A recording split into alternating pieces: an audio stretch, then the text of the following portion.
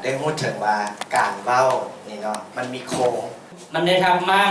ความตื่นเต้นของข้าพเจ้าใน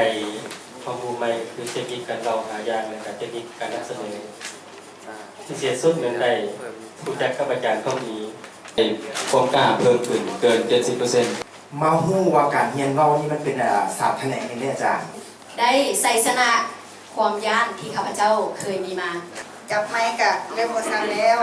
2 มื้อนี้ได้เทคนิคใหม่ๆพร้อมที่จะเอาไปนำใส่และแบ่งปัน การเบาโบเมนพรสวรรค์ติดโตมาแต่กำเนิด แต่มันเป็นทักษะเมื่อมันเป็นทักษะแล้วเฮาก็สามารถเรียนปรับปรุงแก้ไข เริ่มเบ้าเพื่อที่1เพื่อแก้ไขเพื่อที่2เพื่อที่3เพื่อที่4จื้อไว้ว่ากองจะดังเมื่อถือตีนักเบ้าจะดีเมื่อถือวิจารณ์เฮาเบาหน่อยเฮาพิดหน่อยเบ้าหลายคิดหลายบ่เบาและบ่พิดและสุดท้ายสุด